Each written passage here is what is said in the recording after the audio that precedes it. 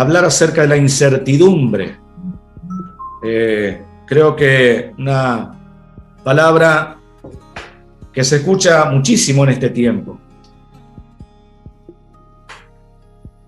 Siempre hubo en el corazón del ser humano incertidumbre, pero creo que vivimos un presente donde esto ha cobrado realmente relevancia, porque incertidumbre es no saber lo que va a pasar.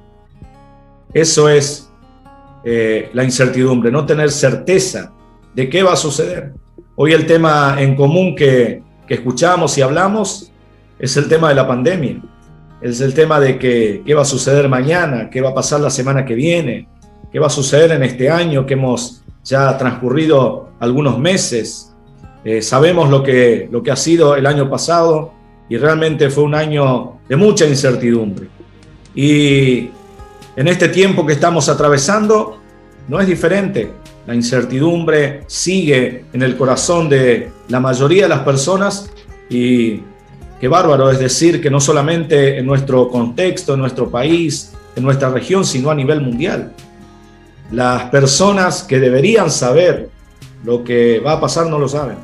Entonces, aquellos que menos conocen de la situación, lamentablemente se llenan el corazón de duda, de temor, de incertidumbre. No saber lo que va a acontecer. Y lo que yo quiero hablar en esta noche es que para vencer la incertidumbre tenemos que enfocarnos en lo que sí sabemos. Para poder vencer esa ansiedad, ese temor, esa angustia que trae el no saber, tenemos que enfocarnos en lo que sí sabemos. Y quiero tomar 3 ejemplos en la palabra del Señor. La Biblia nos habla de lo que sabían Job, David y el apóstol Pablo. En el primer caso vemos este hombre llamado Job, que todos conocemos la calamidad que él atravesó. Todos sabemos la historia de su vida y cómo este hombre sufrió tanto. Ahora, lo que yo quiero decir es que Job no sabía por qué le estaba pasando eso que le estaba sucediendo. Calamidad, como dije, es el primer título del libro de Job, la calamidad de Job. La pérdida que él sufrió, no solamente de los bienes materiales. Conocemos la historia donde nos cuenta que en un día todo lo que él tenía, era un hombre muy rico, con muchas posesiones, con mucho ganado, con muchos recursos, y de un momento para otro lo perdió todo. Pero la pérdida más grande que él sufrió como padre, y cualquier padre que ha perdido un hijo sabe lo que esto significa, fue la pérdida no de un hijo, no de 2, no de 3, 10 hijos murieron en el mismo día. 10 hijos. La palabra de Dios nos dice que este hombre, después de haber perdido todo, vino sobre él de parte del enemigo una terrible enfermedad. El diablo buscó lo peor que podía para seguir atormentando a este hombre. Fue herido con una sarna maligna, dice la Biblia. Tomaba un pedazo de ladrillo, de piedra, de tiesto para rascarse por la terrible situación que le estaba viviendo. Y Job no sabía por qué estaba pasando eso. Pero en un momento vemos en la Biblia que él se enfocó en algo que sí él sabía. Y ahí quiero ir a este versículo de la palabra de Dios, Job capítulo 19, verso 25 al 27. Dice así la palabra de Dios. Job está hablando y en un momento dice: yo sé que mi Redentor vive y al fin se levantará sobre el polvo, y después de deshecha está mi piel, en mi carne he de ver a Dios, al cual veré por mí mismo, y mis ojos lo verán y no otro, aunque mi corazón desfallece dentro de mí. En un momento, en esa incertidumbre que vivía este hombre, en esa situación de tormento que durante varios meses él sufrió, dice que en un momento él se detiene y declara esta palabra poderosa: yo algo sé, yo sé que mi Redentor vive. Impresionante ver que miles de años antes de que Cristo viniera a esta tierra, vemos aquí una profecía acerca del Señor Jesús, porque nuestro Redentor es Cristo. Para Job, su redentor era el Dios, Jehová, a quien él conocía. Y cuando consideraba esta palabra, Job no dijo, yo sé que el Redentor vive. Él dijo, yo sé que mi Redentor vive. Gloria a Dios. Él hizo suyo la promesa de Dios. Él hizo suya la presencia de Dios. Redimir, según el diccionario, significa rescatar. Rescatar. Él estaba en una situación donde no podía salir por sus propios medios. Hoy, cuando se produce algún rescate de alguien, es porque por sí mismo no puede salir de esa situación. Pero nuestro Redentor es el que nos vino a rescatar. Él es el que después, más adelante, rescata a Job de esa situación y le da mucho más de lo que él había perdido. Cristo también te vino a rescatar a ti y a mí de ese pozo donde estábamos metidos, un pozo de desesperación, un lugar de tormento espiritual, un lugar donde el pecado nos había aplastado tanto, nos había debilitado tanto que no podíamos salir por nuestros propios medios, pero vino Cristo, nuestro Redentor, para rescatarnos. Según el diccionario, redimir significa librar.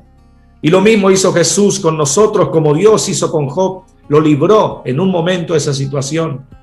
Y a nosotros también, Cristo nos vino a libertar. Jesús es nuestro libertador.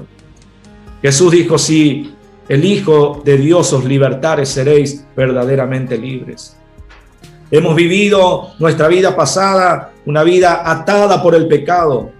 Hemos vivido en cárceles espirituales. Y cuando una persona está atada con cadenas, no se puede liberar por sí mismo.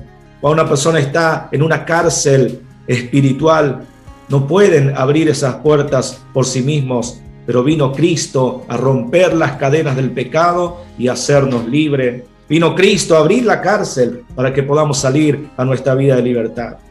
Y en tercer lugar, redimir, según el diccionario, significa pagar. Había una deuda que nosotros teníamos con Dios, una deuda a causa de nuestro pecado, a causa de vivir lejos de Dios, pero Cristo pagó en la cruz del Calvario con su sangre nuestra redención y la deuda que nosotros teníamos. Al aceptar a Jesús como nuestro Señor y Salvador, la deuda ha sido cancelada. Estamos delante de Dios con la condición de hijos y ya no de deudores como éramos antes. Por lo tanto, vemos que Job, en medio de su incertidumbre, se enfocó en lo que él sabía. Y es lo que yo te animo en este día, a que puedas enfocarte en lo que sí sabes, porque si algo sabemos es que Cristo vive. Es que Jesús murió en una cruz del Calvario, pero al tercer día resucitó, se levantó de la muerte y hoy está a la diestra del Padre intercediendo por nosotros y dijo que iba a venir a buscarnos. Hoy nosotros podemos tomar esta palabra de Job y decir con mucha más autoridad, porque tenemos en la Biblia la historia verdadera de lo que ha sucedido. Job no la tenía. Él tenía una fe inquebrantable en su Dios. Él sabía que el Dios a quien servía, el Dios a quien él había conocido, era un Dios que vivía y lo iba a redimir. También nosotros podemos decir que Cristo vive y vive para siempre. En segundo lugar, vemos el caso de David. David le pasaron muchas cosas feas, muchas cosas malas. Desde su niñez, de su juventud, vemos que era un joven que cuando fueron a elegir rey para Israel, Samuel es enviado por Dios para elegir rey ahí a la casa de Isaí. Él no fue tenido en cuenta. Él de alguna manera no era considerado ni por su padre ni por sus hermanos alguien con la capacidad de ser el rey de Israel. Y fueron presentados delante de Samuel los otros hijos y a David lo dejaron allá. Pero sucedió que era David a quien el Señor había elegido para ser el rey de Israel. Incluso después de ser ungido por Samuel, comenzó a ser perseguido por el rey Saúl, que lo quería literalmente asesinar, lo quería matar. Una y otra vez, un día le arrojó una lanza para atravesarlo y matarlo, y David tuvo que salir huyendo. A David le pasaron muchas cosas. Fue David el que escribió el Salmo 23. Aunque ande en valle de sombra de muerte, no temeré mal alguno, porque tú estarás conmigo. Él pudo palpar, oler y sentir el peligro de la muerte constantemente alrededor de él. Pero fíjese lo que dice David escribiendo el Salmo 56, y en una situación presente donde le escribe este salmo, no favorable para él. Dice el Salmo 56, verso 1 al 9, ten misericordia de mí, oh Dios, porque me devoraría el hombre. Me oprime combatiéndome cada día.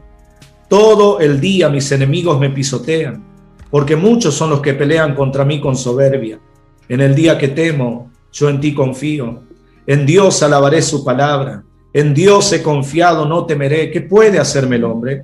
Todos los días ellos pervierten mi causa. Contra mí son todos sus pensamientos para mal. Se reúnen, se esconden, miran atentamente mis pasos como quienes acechan a mi alma.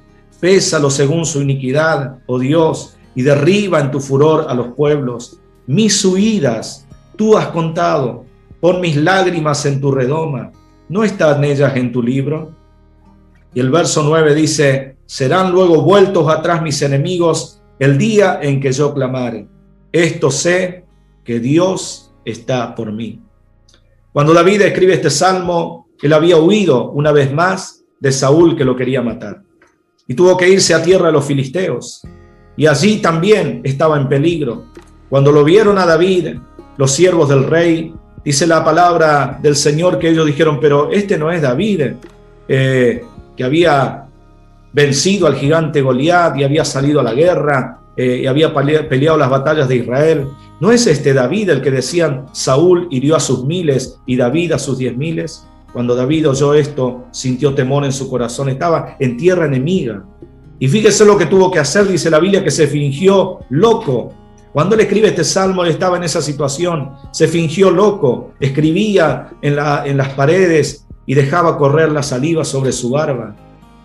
Esa era la situación de David cuando él escribe este salmo. Pero acá también David, como Job, lanza una palabra y una declaración poderosa. Esto sé, una cosa sé, que Dios está por mí. La Nueva Traducción Viviente de esta palabra dice, Dios está de mi lado. Y quiero decirte en esta noche, hay muchas cosas que te están sucediendo y que no sabes por qué te pasan. Y son enemigos que se levantan en contra de tu vida, en contra de tu casa, en contra de cada uno de nosotros. Y no sabemos por qué suceden esas cosas, pero yo quiero que este día puedas tomar también esta declaración de David y decir, yo no sé por qué me pasa todo lo que me pasa, pero sí sé una cosa, Dios está de mi lado. El Dios creador del cielo y de la tierra, Él está conmigo. Gloria a Dios. David dijo, aunque estoy en esta situación, yo sé que Dios está por mí. Y Dios lo sacó a victoria. Sabemos que el rey David pudo volver a su lugar y fue coronado como rey y fue el rey más importante y más trascendente que tuvo la nación de Israel. Hermanos, la situación de incertidumbre no es para siempre. Es por momentos que sufrimos esas incertidumbres en nuestra vida. Pero cuando uno se enfoca en lo que sí sabemos, entonces la seguridad que Dios da se establece en nuestras vidas. Entonces viene su paz. Entonces viene el hecho de saber que Dios es un Dios de promesas, que Dios es un Dios que me ha prometido estar conmigo y Él va a estar siempre, que Dios es un Dios que liberta como libertó a Job y Él me va a libertar a mí. Finalmente vemos el caso del apóstol Pablo. ¿Cuántas cosas le pasaron a Pablo? Sufrió muchas aflicciones. No tenemos el tiempo ahora, pero quiero invitarte para que leas 2 Corintios capítulo 11, verso 16 en adelante. El título de esa palabra dice aflicciones de Pablo como apóstol. Y ahí él da una lista de todo lo que le había sucedido, incluyendo el momento en que lo apedrearon y lo dejaron como muerto, azotado, en naufragios, en hambre, perseguido, en la cárcel, sufriendo de aquí para allá. Todo eso le pasó al apóstol Pablo. Pero también él sabía una cosa. Y en 2 Timoteo capítulo 1, verso 12, 2 Timoteo capítulo 1, verso 12, dice el apóstol, fíjese las palabras, por lo cual asimismo padezco esto, pero no me avergüenzo, porque yo sé a quién he creído. Y estoy seguro que es poderoso para guardar mi depósito para aquel día. Él le escribe a Timoteo y le dice, estoy padeciendo. Muchas de las cartas él las escribió estando en la cárcel. Y sin embargo él dice, pero yo sé a quién he creído. No me avergüenzo de la vida que estoy llevando. Él dijo en la oportunidad, no me avergüenzo del evangelio porque es poder de Dios. y vivió para predicar su palabra, vivió para cumplir el propósito que Dios tenía con su vida, y en su padecimiento él pudo decir: yo sé a quién he creído. Es interesante esta palabra porque él no dijo: yo sé en quién he creído. Él dijo: yo sé a quién he creído. Una cosa es creer en Dios, y todo el mundo dice creer en Dios. Cuando uno habla con la gente, vivimos en una sociedad totalmente evangelizada. Todos han escuchado la palabra, todos han ido alguna vez a la iglesia, muchos son religiosos. Estamos por comenzar el día de mañana la Semana Santa, y usted va a ver cuánta gente celebra la Semana Santa, pero muchos de ellos sin conocer al que es el eje central de esta Semana Santa, que es Jesucristo, el que murió y resucitó. Y se celebra de una manera religiosa, y dicen creer en Dios. Y sí, puede ser, pero Santiago dice: los demonios también creen y tiemblan. Entonces la diferencia no es yo creo en Dios, la diferencia es yo le creo a Dios. Yo le creo al Señor, le creo a su palabra, le creo a Él, creo a lo que Él me dice, creo a lo que Él me promete. Eso es lo que estaba diciendo el apóstol Pablo. Dijo: yo no creo en Dios, yo le creo a Dios. Y te animo en esta noche y cada día de tu vida hasta que Cristo venga o vayamos a su presencia, que nuestra fe y nuestra confianza esté puesta en Dios, esté puesta en su palabra, esté depositada en aquello que Dios nos ha prometido, porque cielo y tierra va a pasar, pero su palabra no pasará. Lo que Dios te prometió, Él lo va a hacer. Aunque tu corazón en esta noche tal vez tenga incertidumbre, cree en Dios, confía en Él, enfócate en lo que sí sabes, enfócate en lo que sí conoces y en lo que ya a través de la palabra Dios te ha demostrado. Y que podamos, como Job, decir: yo sé que mi Redentor vive. Podamos decir como David: yo sé que Dios está conmigo, Dios está por mí, Dios está a mi lado. Podamos decir como Pablo: yo sé a quién he creído. Quiero terminar diciendo que el conocimiento de estos hombres de Dios estaba fundamentado en su relación personal con el Señor, en su comunión con Dios. Conocerle a Él, conocerle cada día más, vivir en presencia de Dios, cultivar esta relación con el Señor.